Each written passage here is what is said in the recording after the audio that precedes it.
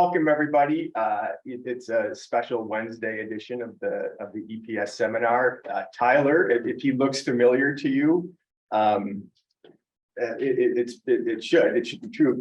So you graduated with a degree in Earth and Planetary Sciences from our department, and was it 2016? Yeah, it doesn't seem that long ago, but it's been a while.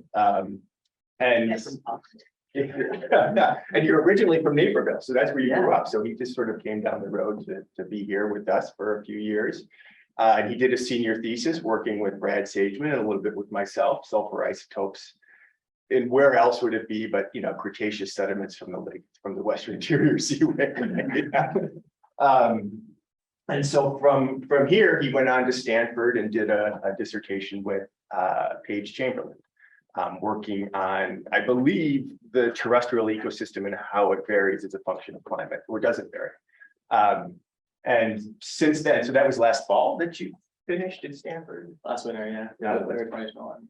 And so then he started a postdoc at Colorado State University, and I believe, and now just recently, yesterday, started another postdoc at the University of Washington in the atmosphere, not in the EPS department, it's in atmospheric science. And so, thank you for coming. Welcome, Tyler. Please don't screw this up, because if you really bomb here, it really looks bad on Brad, really. But we don't get to take any credit if it's good. So. I appreciate that. Yeah, thanks. All right, thank you. Thanks, Matt. I first of all, thank you all so much for having me. I know we flipped around this week's schedule a little bit, and I'm so I feel so honored and privileged to have an opportunity to share my research here. This is really, really awesome. A lot of the folks in this department taught me a lot about what it means to be a scientist, and this feels really exciting to be back. Slightly more of a scientist maybe than when I left, but we'll see. So today, I want to talk about precipitation seasonality in the geologic past. And at face value, precipitation seasonality is a really simple question. It's when throughout the year is it raining, right? But as we start to think about this question on timescales of millions and millions of years ago, it becomes a lot more difficult to get our hands on it. It becomes a lot more difficult of a question to understand what's happening on maybe monthly timescales so long ago.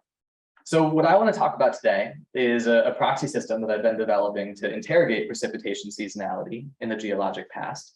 But the bigger point of today, and what I hope you ultimately take from this, is why we should care about precipitation seasonality on timescales of millions and millions of years ago. And I'll make the case that understanding the seasonal cycle of rainfall in the past can help us understand some of the more uncertain aspects of the Earth system and how it responds to change. Specifically, we'll talk about how it can inform us about past atmospheric dynamics and ecosystem dynamics. And to make this point, I want to start at Toadstool Geologic Park in Nebraska, because this is a place where atmospheric and ecosystem dynamics really come to an intersection. And before I get too far, I should actually take a step back and explain what I mean by atmospheric and ecosystem dynamics, because these words mean very different things to very different people.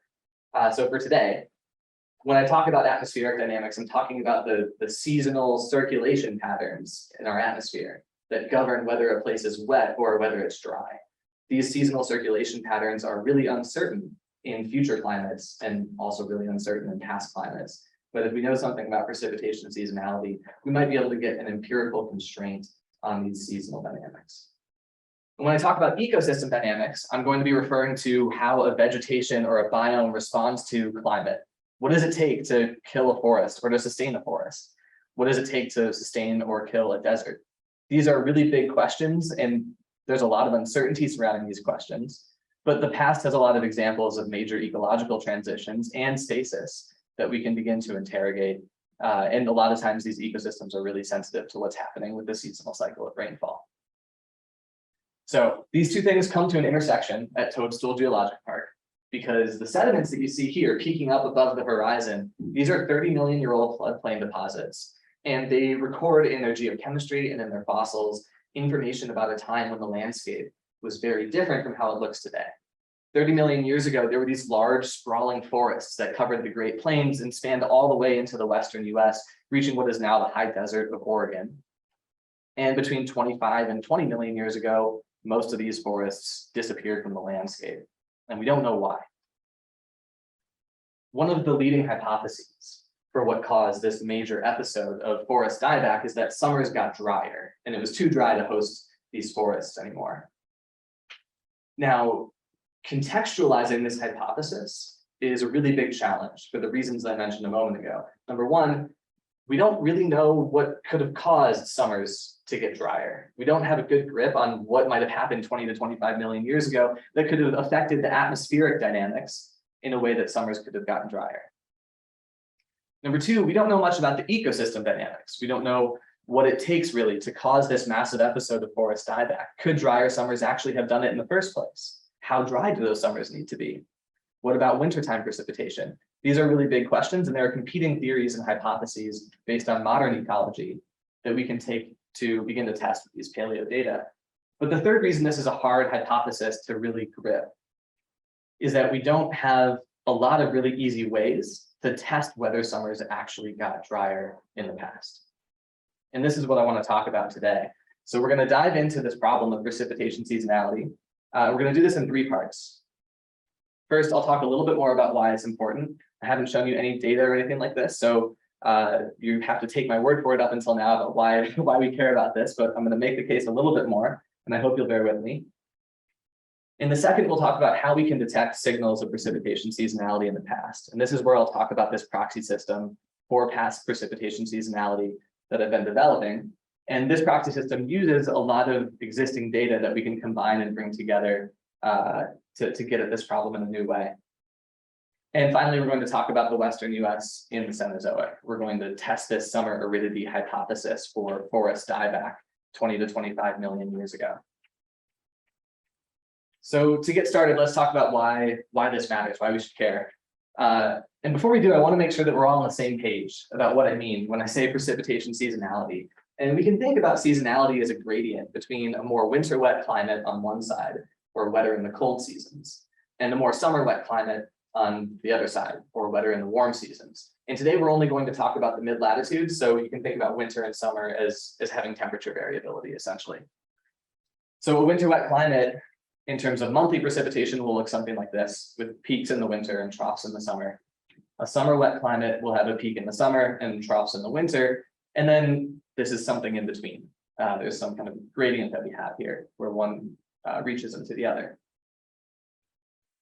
We're going to talk a fair amount about the Western US today, because the Western US marks a gradient where we start from a very winter wet climate in the West, and we reach into a rather summer wet climate in the Great Plains to the east. And this gradient is primarily set by two things, both of them related to atmospheric dynamics. The first is atmospheric circulation in a very general sense. We have a wintertime air mass coming in off of the Pacific, and this is the westerlies here. And the summertime air mass coming up from the south is the Great Plains low-level jet. And these air masses are kind of competing with each other to offer more moisture or less moisture to different parts of this landscape. And this is the primary thing that sets this trade-off from a winter wet climate to a summer wet climate as we move from west to east. But the second thing that really matters is topography. It's how these air masses are interacting with the landscape. So the ridgeline of the Cascades marks this gradient from a really winter wet climate to the west to a slightly less winter wet climate behind the Cascades. And then the Continental Divide marks a gradient from a more winter wet climate to a more summer wet climate here. So it's the air mass, the atmospheric circulation patterns, and how they interact with topography that ultimately gives us this spatial fingerprint of precipitation seasonality. And the point that I want to make here is that we don't just get information about the atmospheric dynamics in the Western US. This is something that we see on a global scale. So this is also precipitation seasonality. Winter wet is in red and summer wet is in green. And there's information about atmospheric circulation found all around the world in a map like this, where this is the westerlies versus the Gulf or the Gulf of Mexico low-level jet and the North American monsoon gradients. This is the South American monsoon domain, which has a stark gradient in precipitation seasonality and the isotopes of that precipitation. We'll talk more about that later. You can see a signal of a weakening influence of the wintertime westerlies, which is a lot of W's. As you start in Europe and work your way across Asia, there's a gradient with the East Asian monsoon extent, and we're going to touch on this topic at the end of the talk. You can see a north-south gradient in precipitation seasonality in Australia, with the easterlies in the north and the westerlies in the south coming in at different times of the year. And then there's a topographically mediated gradient between a more Mediterranean climate and a more summer monsoonal climate that we see in the Middle East and near the Indian subcontinent. So there are fingerprints of these atmospheric circulation patterns in the signal of precipitation seasonality. So we have a potential for empirically reconstructing changes in these circulation patterns with time in the past, or with climate in the past. This is useful because future seasonal wind patterns are highly uncertain. And just to make this point, Shepard in 2014 said, hey, look, like we have a pretty good understanding of what the thermodynamic climate fields are and how they respond to warming.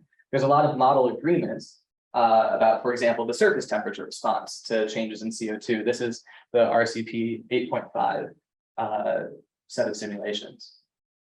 But because of our uncertainty in the atmospheric dynamic response to climate, we have a lot of uncertainty in how precipitation is going to change with warming. The dynamic aspects of the climate system are much more uncertain. And this propagates into other climate fields that matter more for water availability. So this is a map of future water runoff in a warmer world. And it looks like water runoff isn't going to change in most of the world. But what's actually happening is this is a bunch of different models, and we're comparing to see what the multiple model mean signal is. And in most of these models, there's just disagreement on the direction, the sign of change, let alone the magnitude. And it turns out that even in the places where they do agree, they agree for different reasons. So a lot of the uncertainty in atmospheric circulation propagates into our uncertainty surrounding what water resource availability will look like in the future.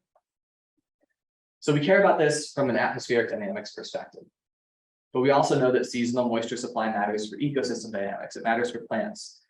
But this is a tricky problem because we often don't know how it matters for plants. So as an example here, this is a plot from Allen et al. In 2019. The x-axis is mean annual precipitation working from drier to wetter. And the y-axis is the seasonal bias in xylem water hydrogen isotopes compared to rainwater hydrogen isotopes in the precipitation weighted average for the year. So you can imagine if I have a bucket that's just collecting all of the rain throughout the entire year, and there's no evaporation from this bucket, the isotopic composition of that bucket will look like the time of the year where that rain is the heaviest, essentially, where you get the most rain. And so that is going to be plotted as 0 on this y-axis. It's the deviation from the precipitation weighted isotopic mean that we're looking at here. And these are all trees from Switzerland. And in Switzerland, hydrogen isotopes are lower in the winter and they're higher in the summer in precipitation.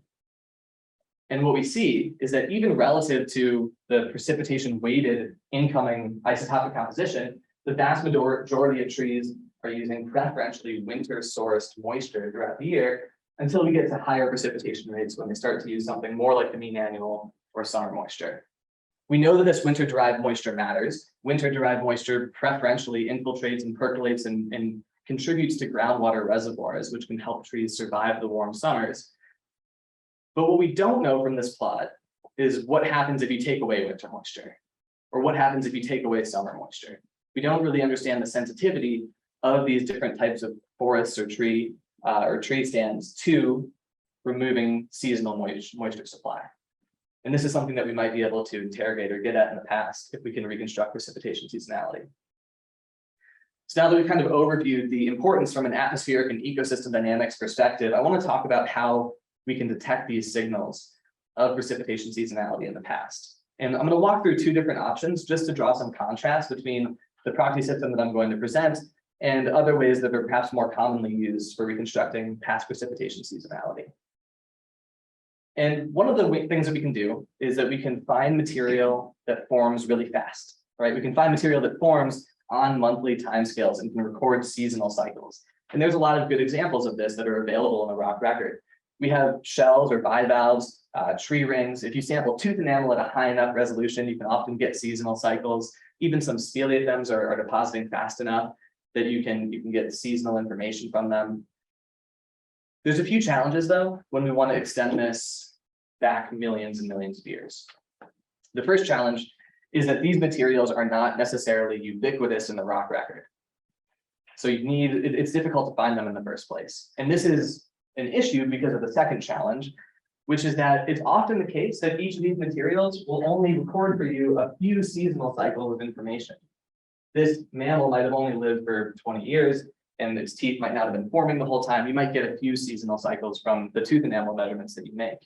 But if you want to say something about the mean state of climate 30 million years ago, in order to get a statistically significant data set, you will need to sample a heck of a lot of a few year seasonal cycles. So this is a big challenge. We don't have a lot of these materials available to us. And as we get back deeper in time, we need to sample more of them to build out a mean state picture of what's going on. This is also a challenge because the seasonal cycle of precipitation is not always encoded in seasonal geochemistry that we can record from these fast forming biogenic, largely biogenic materials. So for example, in the Western US, I'm going to divide this now into 3 domains that roughly correspond to precipitation seasonality. A Western domain in purple, central domain in orange, and an Eastern domain in yellow. In the Western US, we have 3 completely different regimes of precipitation seasonality. So this is purple in the dots on the bottom, which is winter wet. Orange is central, it's something in between. And east is summer wet. However, the seasonality of the oxygen isotopes in precipitation, something that we can often get information about by measuring these materials here, they look basically the same for all 3 of these different domains. From that information alone, you don't really know if you're looking at a winter wet environment or a summer wet environment. You need more information. So what I want to talk about today is that we can use something in the geologic record that has a seasonal bias. And what I've selected to use for the purpose of the talk today are soil carbonates and authigenic clays. Carbonates and clays have different biases in how they form relative to environmental conditions. They form under different chemical reaction pathways. And clays generally tell us something about the long-term average or the precipitation weighted signals of the year or of the long-term climate. And carbonates like to form under drier and warmer conditions. So we have something that tells us more about wetter conditions and something that tells us more about drier conditions. So I want to walk through why this should work from a conceptual standpoint, and then we'll look at some data. So authigenic clays. Authigenic clays are a bit tough. This is data from 1971, and I'm not going to go into this plot. But the point that Lawrence and Taylor are making is that from modern soils, the oxygen isotopes in the clays look like what we expect from the precipitation weighted signal of rainfall across the United States. Now, that is basically the last modern calibration study for clays. I'm working on one in South America, and the results are consistent with their results. I don't have the data to share with you today. But this is a challenge. We do need to do better in terms of calibrating the authigenic clay proxy for oxygen isotope use. However, we also know theoretically that clays form on much longer timescales than soil carbonates. And they're just not as likely to record seasonal biases and are more likely to record the long-term mean. So again, all that really matters is that clays record something biased toward wetter conditions compared to carbonates. And we have a lot more data about soil carbonates. Carbonates are easier to run in the lab. A lot more people run them. And so we have a lot more modern calibration data. I'm going to show a bunch of data that Julia Kelson reprocessed and standardized all into the same, basically to the same procedure so that they're all directly comparable to one another. And on the x-axis, we're looking at how wet our summers are. So wet summers on the left, dry summers on the right. And the y-axis is the formation temperature that the carbonates are forming in. So we can use a method called clumped isotope thermometry to estimate at what temperature the carbonates form.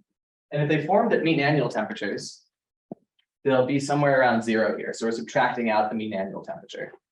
And we can then infer that if carbonates are forming above 0, that they have a summertime formation bias. And if they're forming below 0, then they're biased toward forming in these colder months because they're colder than mean annual temperatures. So I'll first show you just the data from wet summers to get a sense for the bias of soil carbonates. And when summers are really wet, we tend to see data that fall below this line. You're forcing carbonates to form in these cooler months. I've colored the data points by how dry the winters are. So we especially see this when winters are dry. But when we have wet winters and wet summers, soil carbonates generally still form in the summer because that's when our evaporation is strongest. And we need strong evaporation to concentrate our cations and form our carbonates. As summers get drier, we have a pretty persistent summertime bias in soil carbonate formation. We have some carbonates that are forming more around the year-round signal, but those often have dry summers and dry winters. They're the darker colors. And this suggests that maybe they're forming in a year-round sense. But overall, they like to form when it's dry. They form in the winter when summers are really wet, and they form in the summers when the winters are wet or the summers are really dry. So this is the relative bias between these two types of minerals. Isotopically, clays and carbonates are useful as a point of comparison because when we compare them to one another, they quote unquote tell us, they're inanimate objects, so bear with me, when they're recording different types of information. So what I mean by this is that if clays and carbonates are recording mean annual conditions, the same temperature, the same soil water, we have a very clear expectation of how their oxygen isotopes should be offset. So this is basically that plot here. So this is, I'm calling this co-equilibrium, that they form under the same conditions, they're at co-equilibrium. And that's these lines here. This is the clay and carbonate difference on the y-axis. I'm going to call this big delta for the remainder of the talk. And whether we're looking at smectites or kaolinites, the clay carbonate difference is not very sensitive to temperature. So we know that for basically all environmental temperatures, it should be about -3.5 per mil. If we find that our clays and carbonates are forming at an offset of 3.5 per mil, this is an indication that they might be recording the same information. But what we find more often than not is that they're deviating from this co-equilibrium line. What we generally see is that we have data falling above this line when we have the wet season being the high 18O season, because the clays will take on that higher 18O preferentially compared to the carbonates. And we fall below this line when the wet season is the low 18O season, because the clays will take on that lower 18O relative to carbonates. So if you're not fully grasping this interpretive framework yet, that's okay, because we're going to go through it one more time in reference to the Western US specifically. But I want to lay some groundwork for how and why this proxy system should work, and then we're going to test it with data in a moment. So we talked about trees, and we talked about this hypothesis that summers got drier, and that led to this major forest dieback at the very beginning of the talk. And I want to dive back into that storyline, if you'll allow me to. We're going to talk about the Western US. And the first thing that you need to know about the history of vegetation in the Western US is basically in the simplest of forms. And I apologize for any people that work on paleofloral reconstructions. There have been two phases of vegetation over the last 50 million years. There was this forested phase that began before the beginning of the Cenozoic and expanded through the Eocene and into the Oligocene. This is a time when we had forests very dominant across the landscape. And then a transition into an open habitat phase that began in the early Miocene and extends all the way until today. So this is, we have a forested and then like a less forested or almost non-forested regime. And one of the easiest ways to see this are in data from across this region. So when I say Western US today, I'm really just referring to everywhere in green. This is where we have most of our data. The data that tell us about this open habitat transition, they come from phytoliths. So phytoliths are little pieces of biogenic silica that grasses make.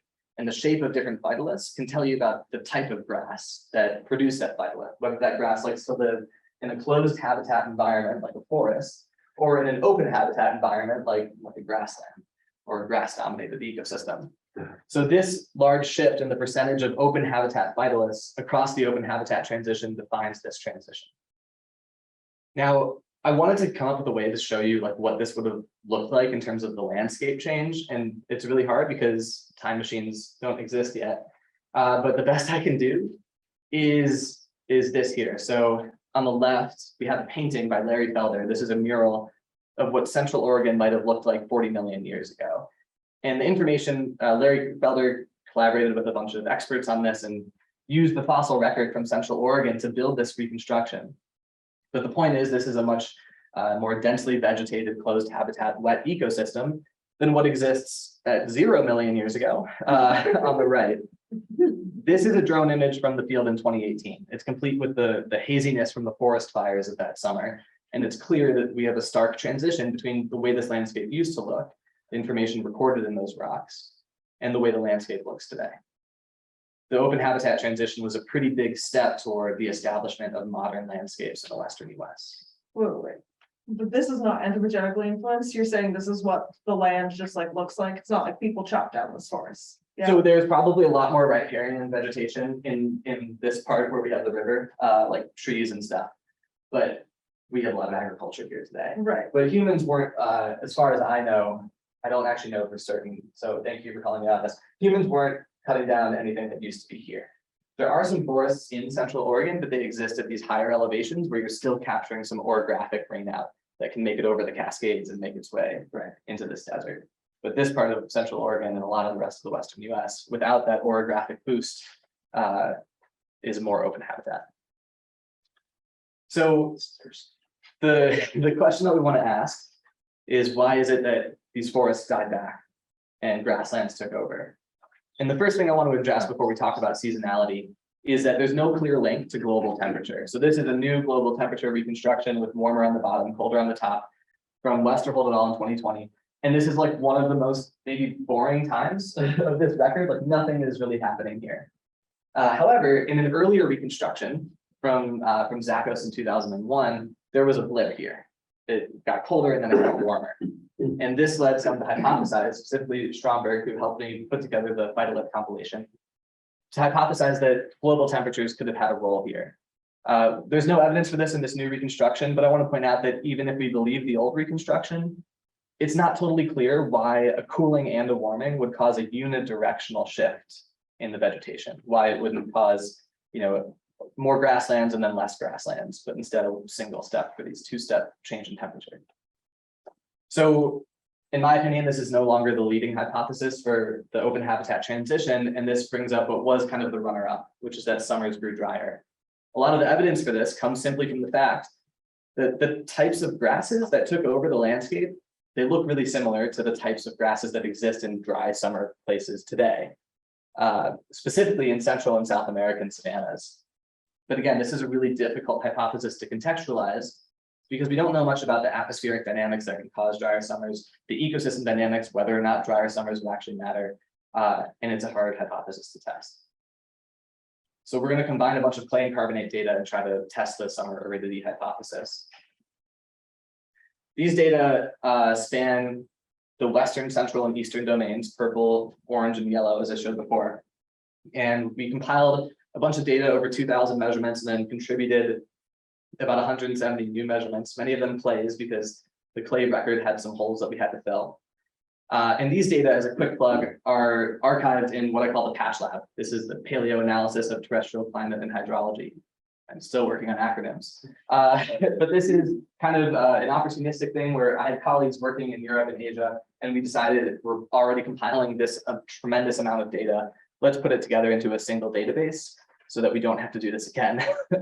So this is now publicly available. We're a small team, but we're building it out to fill in the Southern Hemisphere. And all the data I'm going to talk about today are archived in this database. So we also, that's Toadstool Geologic Park, the place that the picture that I showed you at the very beginning.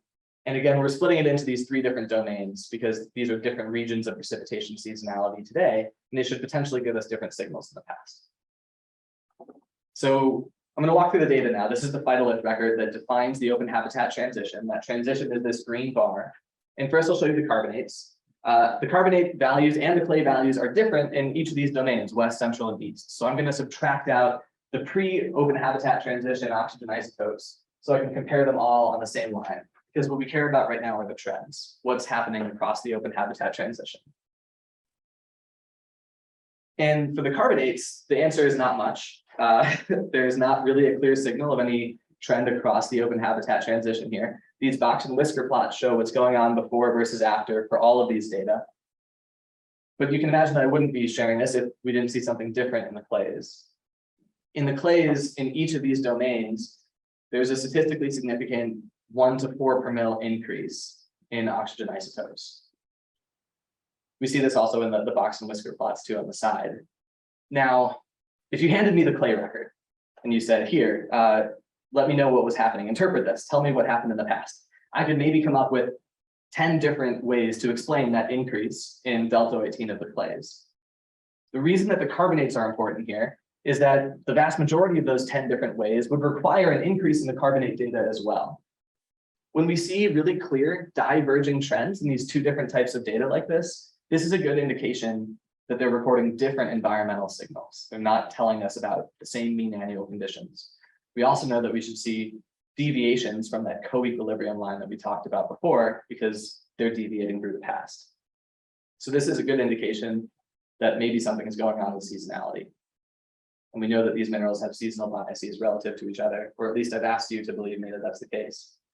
So let's talk about how we could interpret these diverging trends. We're going to go over big delta again. It's just the isotopic composition of the clays minus the carbonates. And we're going to plot it on this line. That co-equilibrium line, that would minus 3.5 per mil that I showed you before, I've subtracted that out just so that it's now at 0, just to be maybe a little bit easier. So I'm sorry for shaking things up on you. So if our data fall along 0, this is an indication that maybe they're recording the same information. And what we care about is how do we interpret deviations from 0? And to interpret this, we need to know 2 things. First, we need to know that clays relative to carbonates are likely to record conditions about wetter times of the year, or at least a mean annual, and carbonates are likely to record conditions about these drier times of the year, where you have stronger evaporation. Second, we need to know that winter is the low 18O season and summer is the high 18O season. And I kind of glossed over this earlier. This is what we see in the Western US today in all 3 domains. And this is driven by the seasonal circulation patterns, with the wintertime westerlies bringing in lower 18O moisture in the winter, and these summertime moisture events coming up from the monsoon region and the Great Plains low-level jet that bring this convective and higher 18O moisture. So this is also a pretty robust feature of isotope-enabled climate models that we run for like Eocene levels of very high CO2 with very different topographic configurations in the past. We think that this is a fair assumption to assume that summer has been high and winter has been low for at least the past 50 million years. So with these 2 pieces of information, we can interpret what the deviation from the 0 value is telling us. We can imagine if we have a winter wet climate, that these clays will be preferentially incorporating or taking on these lower 18O moisture, pushing us toward more negative values. In the summer wet climate is the opposite. Clays are going to take on the higher 18O moisture, pushing us toward these more positive values. Now, the point that I want to make here is that we can potentially, if the theory of how this works holds, pull out information about the phase and amplitude of precipitation seasonality. Winter wet is one side of 0, summer wet is the other side of 0. That's the phase of precipitation seasonality. And the amplitude is how far are you from 0? How biased are we toward one season or the other? So with this information, we have the potential to interrogate these 2 different aspects of the seasonal cycle. So let's apply this to the Western US. Again, we have these 3 different domains, west, central, and east. And the interpretive framework that we're going with is more winter wet values are more negative and more summer wet values are more positive based on everything that I've laid out so far. But one thing I want to mention, and I'll go back to this plot from the very beginning, is that the Western US has this really sharp seasonality gradient. It's really winter wet in the west and more summer wet in the east. And this means that we have an expectation for at least what the youngest data should look like. The data after the open habitat transition should be more negative to the west and more positive to the east. So we can test this interpretive framework with our youngest data to see if it works, and then build some confidence that our interpretive framework is realistic as we then apply it to the older data. So this is what we'll do first. West is purple, central is orange, and east is yellow. And the youngest data capture this winter wet to summer wet gradient. We have this transition from more negative values in the west to more summer wet values in the east. And this is consistent with the interpretive framework and gives us a little bit of encouragement as we go to interpret these data back when there were forests spanning the Western US. So what I would consider the leading hypothesis is that summers grew drier, and this caused this massive episode of forest dieback. And if that's the case, these data should move up and to the right. They should be more summer wet back in this pre-OHT line. You can see I don't have room for data up and to the right in this plot. And that's because everything moves up and to the left instead. Back when we had a more forested landscape, the data are consistent with a more winter wet climate, indicating that the Western US became less winter wet as these forests died off and these grasslands expanded. Now, we know that gross primary production increases in Western US forests when we have a wet summer. It makes sense that forests do care about summer moisture. However, we also know that winter moisture is really important for supplying the groundwater that forests rely on to survive under the harshest conditions, like these long periods of drought. And so it makes sense that decreasing our winter moisture would have led to this massive episode of forest dieback. So this is something that motivates some future modeling work that I would like to do to actually test how this fits in with the ecological theory, with the ecosystem dynamics. But I want to just mention that it does make sense that we have winter aridity driving this massive forest dieback signal based on our understanding of water resources across the Western US for these plants today. So I want to transition now to talking about the atmospheric dynamics. What could have caused winters to become less winter wet? Brad? Are there also differences in the style of precipitation, with winter precipitation being more consistent over longer times, and summer precipitation being onslaught over short amounts of time? They are generally in the Western US different styles of precipitation. You have more what's called stratiform, like long scale, tends to be more drizzly precipitation in the winter, and more convective and stormy in these summer regions. These probably matter for ecosystem dynamics on some scale, on some time scale, perhaps seasonal changes in the greenness of the ecosystem or in gross primary productivity. But I'm not sure how they would actually impact the longevity and whether or not you have a forest ecosystem. I haven't looked into that. So I want to transition into how you can make winters dry and not really do as much to affect summers. And for this, I want to talk about the Cascades. So I showed you that there's a change in this big delta from before versus after the open habitat transition, but we don't have a good intuition for how much that change in the data means for how much did climate actually change. And I don't have a great way of actually expressing this. So I'm going to do like the classic geology move of a space for time substitution. This is an obvious go-to when we want to build some relationship here. I'm looking at the post-open habitat transition data. These are the big delta values for the most recent data. I'm comparing it to modern winter precipitation. And this relationship we're going to use to reconstruct winter precipitation from the pre-open habitat transition data in the past, just to get a sense for the magnitude of change in big delta relevant to the winter precip. As just kind of like a sanity check, I built a proxy system model to try and reproduce these data to make sure that my understanding of the system is consistent. And the slope is different. There's a lot of challenges comparing these two things because these data are the last 20 million years, and this is all modern climate stuff. But what I want to point out is that if you for the same change in big delta, you have a bigger change in the winter precipitation in my proxy system model. We're going to use the less sensitive version of this, which is just the calibration in the black line. And when we do this, the Western US gets about 25% more winter moisture based on this kind of crude approach back when we had forest dominant on the landscape. And this is consistent with what we would expect for how much the Cascades block winter moisture today.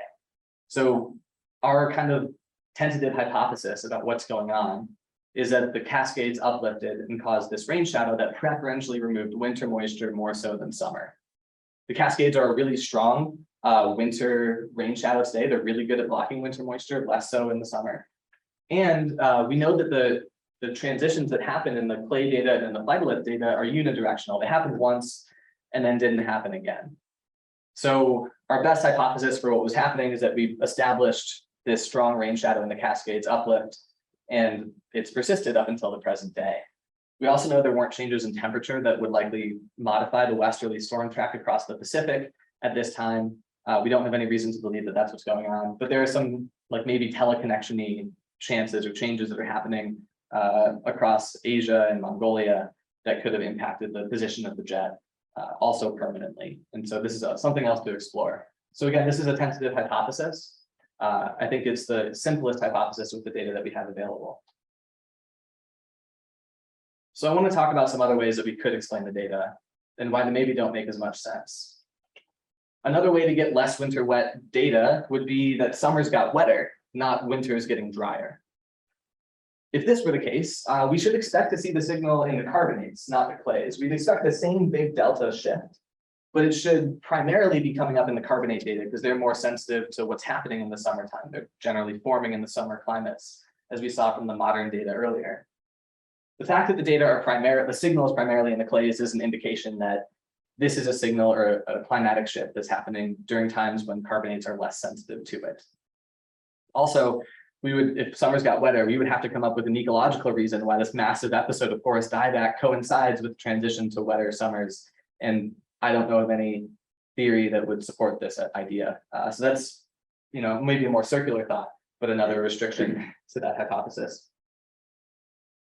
Another possibility is that winter 18O increasing the clay 18O, but maybe the seasonality didn't change. Now, I don't know exactly a mechanism that would cause this, but what I do know is that many of the changes of the last 30 million years should be decreasing winter 18O, not increasing it. The planet has gotten colder in the last 30 million years, and this should drive winter 18O down. And the Cascades and the Rockies have uplifted in the last 30 million years, at least very likely, and this should drive 18O down. The fact that 18O increases in the clay data, and I'm still arguing that the Cascades uplifted, is an indication that the effect of the Cascades on seasonality is stronger than the effect of Cascades uplift on decreasing 18O and that moisture that's passing over the Cascades. I did a little bit of mixture modeling to try and test this hypothesis, and we can get an increase in 18O while uplifting the Cascades in that model, but it's a crude approach, and I'm not going to waste your time with that today. But it seems reasonable, and we expect that all of the other effects on winter 18O should be pushing it down, not up. So another way to do it is you could decrease temperatures and increase the fractionation between the water and the clay, and this would increase your clay 18O. However, this requires a heck of a lot of cooling, up to 20 degrees Celsius or so, and we don't see really a change in the summer data. We haven't done clumped on all of these carbonates, so we need more information there. But we know that global temperatures weren't changing at this time. We have no reason to believe that we were seeing a 20-degree cooling in the winters. So what we're left with is that winters grew drier, and this is consistent with this shift to a more summer wet climate that we see across the Western US at the time that these massive forest ecosystems died off. So this is kind of the state of this proxy system now. I touched on the ecosystem dynamics, what could have caused these forests to die off, and the atmospheric dynamics, how the atmospheric circulation patterns were interacting with the landscape. There's a lot more modeling work to be done now that we have the seasonality data.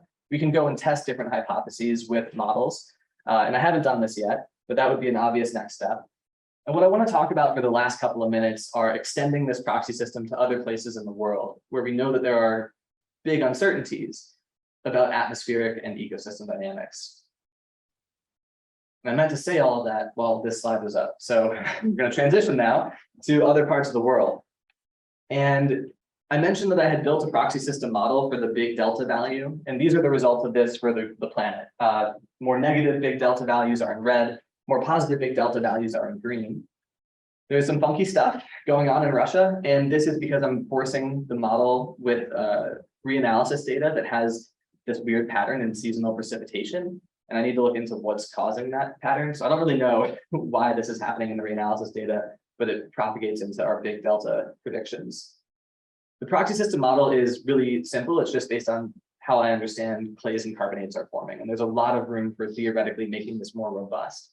But it captures a lot of the big trends that we see in the preliminary data that we have. So this is the youngest data from the data that I just presented, and it captures that transition from more negative big delta to more positive big delta from west to east. It's consistent with this reconstruction from the Miocene of Stern et al. In 1997. And we also did a study here looking at this line happens to approximate roughly the inland extent of monsoon rainfall, at least as it's denoted by isotopic studies. And we looked at some data from here from the northern part of this line in the Cretaceous, back when the paleogeography was still relatively similar. And my colleagues in China had found that their clumped isotope data was getting colder at times in the late Cretaceous when global temperatures seemed to be getting warmer. And we were uncertain about how to understand and interpret these data. And one thing we talked about is maybe in a warmer world, the East Asian monsoon is penetrating further inland or getting stronger, and our summers are getting wetter. So you force carbonates to form in these colder months outside of the summer. And this is something that's been proposed with other clumped isotope studies of soil carbonates, but never really tested with a clay carbonate comparison. And so we were able to run plays on these data as well. And what we found is consistent with this hypothesis that we have big delta values that are more consistent with a less monsoonal climate, closer to this co-equilibrium in the cooler intervals of their record, and values that are more consistent with this monsoonal climate in the warmer intervals of this record. So This is potentially something that we can use to understand monsoon dynamics and their relationship to climate in the past. There are a few places where we're planning to do upcoming work that I'm really excited about. These are not all stuff I'm doing. I have colleagues that are also working on this problem, but I want to talk about this region for the last minute or so, because I mentioned the interest that I have in ecosystem dynamics and atmospheric dynamics, and they really are, these come together in this region, this yellow box here. This is what I'm calling the Pan-Asian monsoon region for now. So the Indian summer monsoon exists at this yellow intersection here today, off of the Bay of Bengal. But this monsoon system it's one of the strongest monsoon systems on the planet. And in energy balance models that are intermediate complexity models, all the way up to more sophisticated Earth system models, this monsoon system is really vulnerable to migrating east and west and side to side. Not all monsoon systems are as vulnerable to this kind of dynamic, but what we found in our preliminary simulations is that the forest, if we take the modern Sahara Desert, the modern Middle East, these deserted regions today, and we make them darker or put a grassland there or a forest there, this forcing pulls the monsoon system further westward, consistent with basically changes in the ecosystem dynamics feeding back on the atmospheric dynamics. And in our models, this drives like a pretty screaming signal in precipitation seasonality. So we're excited to build up some of the hypotheses for what we expect to see in the modeling work here and test this link between atmospheric and ecosystem dynamics with the clay carbonate combined data that we have spanning this region, or that we're collecting spanning this region. So what I want to leave with is that when it rains throughout the year is kind of maybe a boring question for those of us that think about modern climate. Maybe not, but it's something that we know really well in the modern climate. And the point that I want to make is that this is a really useful question to ask when we start thinking about timescales of millions of years ago, because it can inform us about atmospheric dynamics, ecosystem dynamics, and if we take my cascades interpretation, past tectonics as well. The clay carbonate proxy system that I presented today works in part because the difference between clay and carbonate 18O isn't really sensitive to the temperatures at which they're forming. We have an expectation for when these systems are telling us about the same information. And we see a lot of deviations from this co-equilibrium value that are consistent with expectations. So we can reproduce this winter wet to summer wet gradient across the Western US in our data, and we find that conditions appear to be more winter wet back when forests were sprawling across the landscape, at least much more so than today.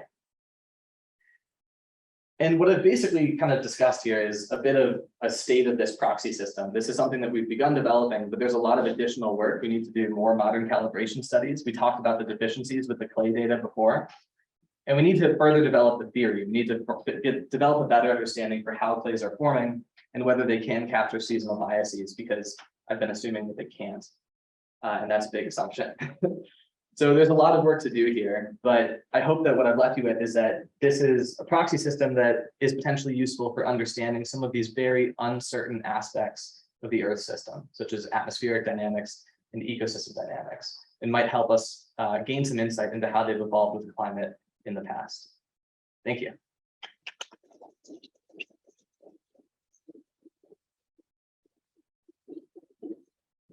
It looks like there's no questions. I'll let you run the show now. Tyler, that was dope. Thank you. I have two hopefully kind of quick questions. Can we talk a little bit more about why we think, or what your explanation is for more winter wet in the past? I just didn't really catch, you were like, this seems to be the most simple explanation, something about the jet stream. But then I sort of liked the mountain explanation, but then how would that affect, like, would that affect summer precipitation too? I don't know. If you could just maybe just explain that again. There's a lot going on here. My hypothesis is that the uplift of the Cascades made winters drier in the continental interior. We don't have data for clays and carbonates on the windward side of the Cascades because it's too wet for carbonates to form. We haven't found any. But on the leeward side of the Cascades, if they're not here, we expect winter precipitation to be much higher, all the way over to the Great Plains even.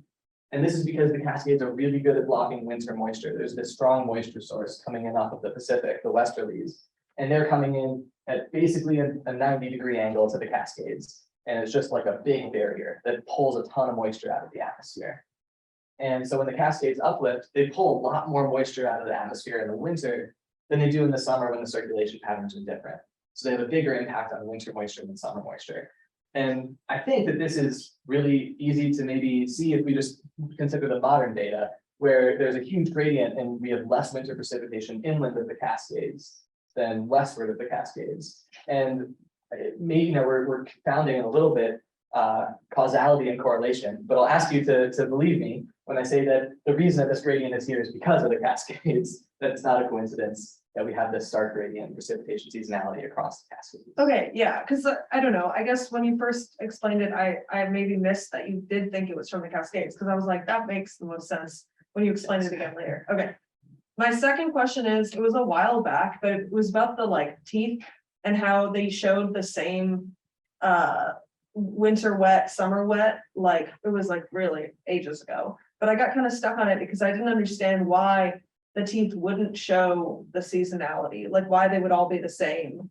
Do you know what figure I'm talking about? Yeah, so the point that I made is that, look, whether we're here in this winter wet climate or here in this more summer wet climate, the seasonal cycle of 18O is essentially the same. It's low in the winter and it's high in the summer.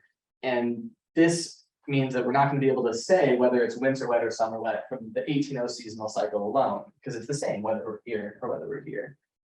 The reason it's the same is that the isotopic composition of the precipitation across this region is primarily driven by the changes in the air masses and their isotopic composition. It's not so driven by the amount of precipitation that's happening. So we have a low 18O winter moisture that spans, all across this entire domain, and higher 18O summer moisture that's largely coming up from the south, also spanning all across this entire domain.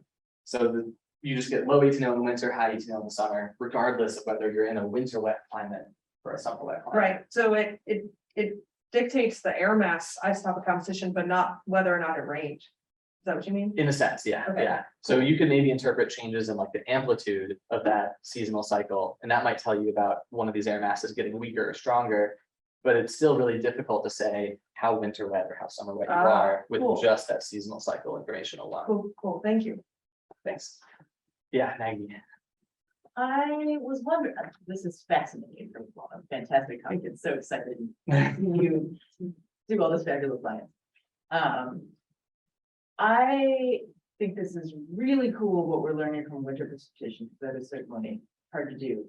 This is contrasting with vague memories in my brain of fire records telling us that summers were getting drier over the same time period.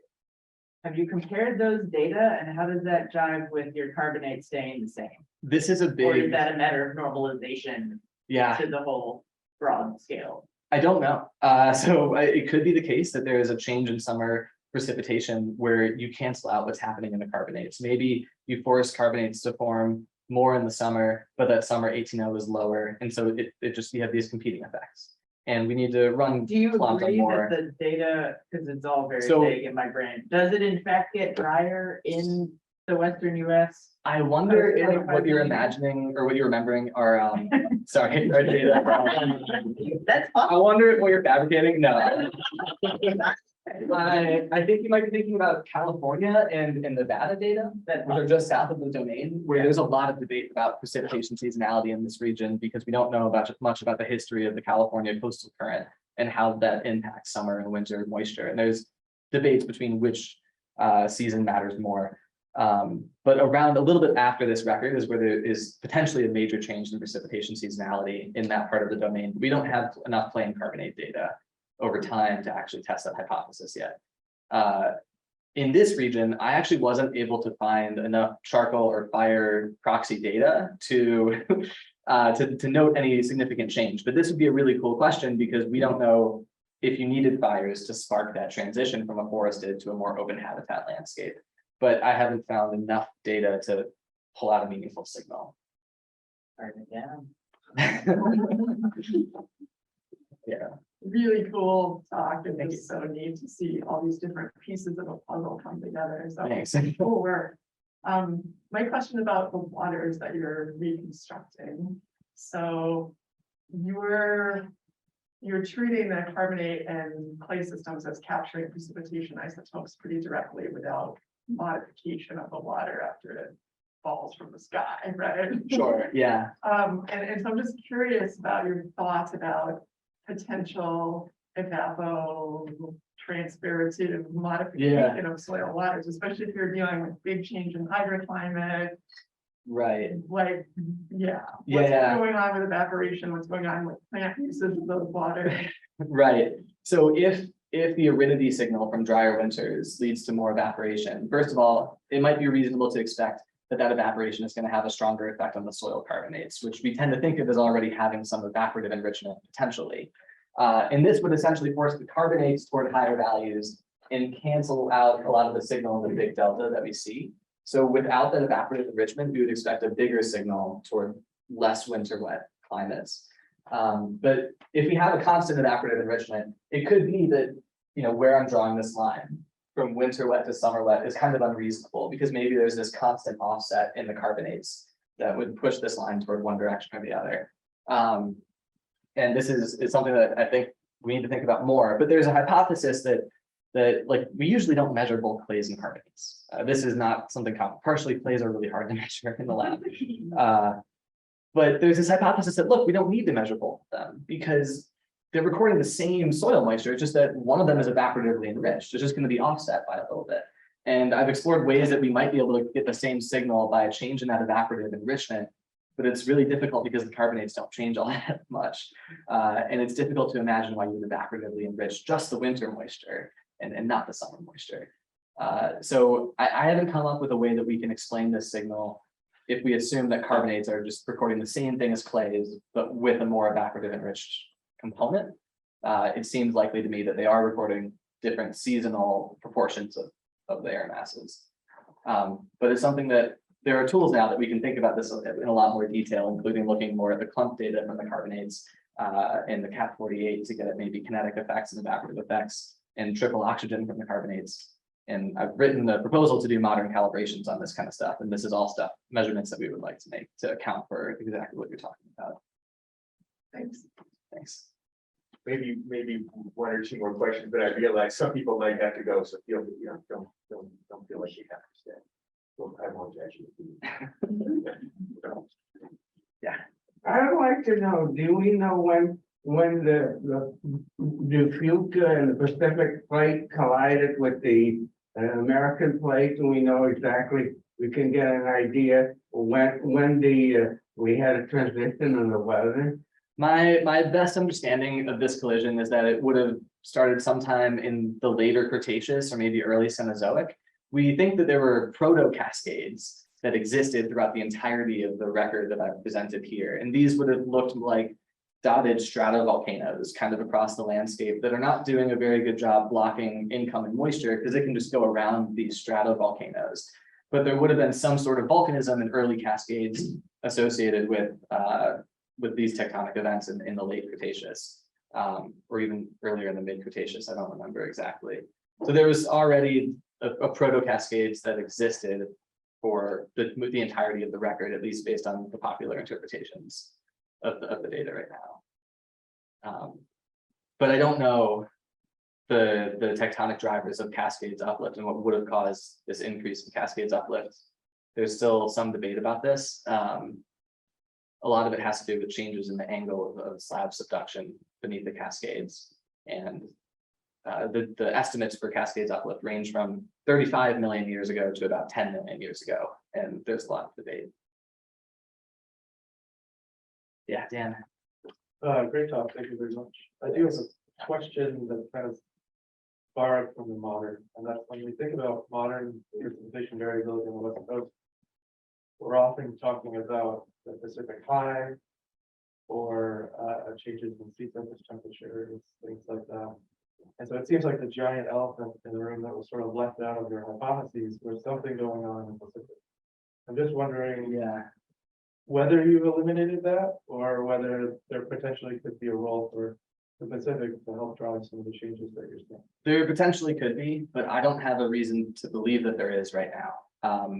Again, we don't see changes in global temperature at this time, and I'm not aware of marine proxy data in the Pacific that show any signals at this time, maybe of changes in circulation patterns or anything like that, or SSTs. So I don't have any reason to expect that there was something going on here. But I haven't explored this thoroughly enough to know for sure. And this is one of the challenges if we want to think about how do we model this, because we don't really know what the forcings are. Global temperature appears to be staying about the same. CO2 reconstructions don't show much variability at this time. And so the forcings appear to be largely tectonic. So we can explore whether we can explain this with just local tectonism, or maybe something that's remote and impacting some combination of circulation and SSTs and other things like that. But we haven't gotten that far yet. Yeah, Greg. I have a question about the lateral variation signal strength in your shifts in big delta. It seems that the signal, the shift is smallest in the west. And I'm wondering if you have any story about that. Yeah, I can tell a story about it. So the question is about why we potentially see larger signals versus smaller signals at different points across this region. And I apologize for the people on Zoom that I haven't been repeating the questions, but until now, it just occurred to me.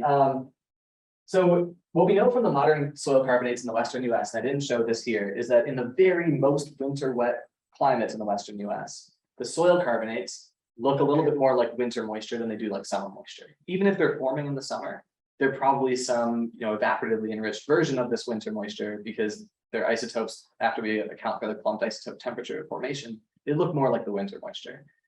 So my hypothesis is that what's happening is that the carbonates here still are telling us something about the winter moisture, unlike the carbonates elsewhere. They're sensitive to what's happening in the winter.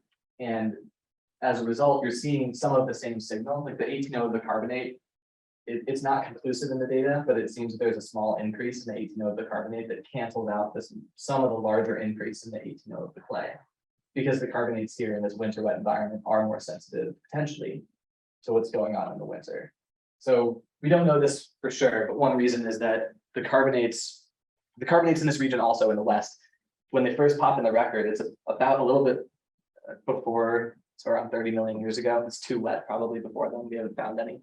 But when they do, they look like groundwater carbonates. So they're probably also, for that reason, impacted more by winter moisture than by summer moisture. So there's some caveats associated with this. It's possible that the signal would be stronger if we had these perfect little soil carbonate nodules across the entire record, but that's just not the case. I have a quick question. Sure. I'm thinking about the logistics between the carbonate and the clays, right? So can you, and I'm not immersed in the soil formation, but spatially, do they have to be happening in the same place? My argument is no, because I just compiled a bunch of data across the Western US and argued that we have resolvable regional signals here. So, but for the modern calibration work, we're sampling just the same soil profile, and you can get them in the same place. And that's what it's so, in my head, I'm thinking the carbonates are probably a shallower phenomenon, closer to the soil surface. Whereas the clay formation is happening where the bedrock, of course, is being weathered. And so there's a spatial difference. Yeah. And could the soils, the earth surface to bedrock depth, if that changes, wouldn't that affect the clays, but not necessarily the carbonate? Potentially, we've thought about this, and we don't have any reason to believe it changed, but potentially not. So a lot of the carbonates that we sample, we try to avoid ones that are sampling near like the B horizon, which is near the top soil horizon. We try to sample the ones that, as far as we can tell in the field, which is a challenge, that form deeper in the soils. And evaporative effects generally affect maybe the top 20 to 50 centimeters of the soil profile, and beyond that you get really similar water isotopes down to the groundwater interface. So potentially clays are telling us more about what's happening in the groundwater, but it's a similar 18O profile between the Beto zone essentially and the soil moisture. So I don't know how much of an effect it would have, because we already kind of try to sample for this and keep this into account, that we're capturing stuff that's in that straight line in the soil profile. But it's difficult because even if you get the carbonate sample and then you separate clay from the matrix of right next to that carbonate sample, you don't know that they were forming at the same exact time and in the same exact part of the soil. Right? Yeah, that's what I was trying to think. There could be a lag between the two, and I don't have a good sense for how long that lag is and whether it would matter. Right. Yeah, this is a real problem. We try to calibrate anything with like long time paleoclimate stuff in the modern like we have all these glacial interglacial cycles in the last few 100,000 years, and these clays take a long time to form, and I want to calibrate it in the modern, but we don't really have any modern clays. Yeah. All right, also, on the really impressive talk, thank you so much for that.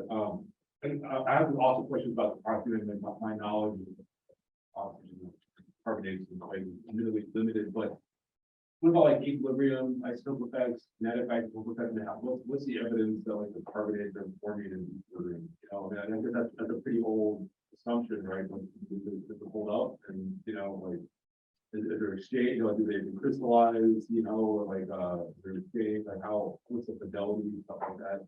Yeah, there are challenges to this old assumption about whether or not the carbonates are forming in equilibrium. My understanding is that a lot of the recent challenges have come from carbonates that are not soil carbonates. And maybe soil carbonates are even more influenced by kinetics than not, but we don't know yet. And this is avenues of ongoing research, specifically with people measuring capital E and a lot of the soil carbonates. The carbonates that we see globally forming out of equilibrium are probably forming too fast to form equilibrium. That's the main hypothesis, as I understand it. But the kinetic effects on the isotopic composition, from my understanding, you might know more about this, so correct me if I'm wrong, are small or not large enough to impact like a couple per mil variability in the data. I'm sure that there are environments where that's not true, where you get this like just screaming kinetic effect. But I don't expect that to be the case across this large regional like span over space and large temporal variation. So like the benefit of these large databases is, you know, maybe there's one site where this is a problem, but I hope to swamp out that signal with lots of data. Yeah. Perfect, thank you. Great, well, thank you.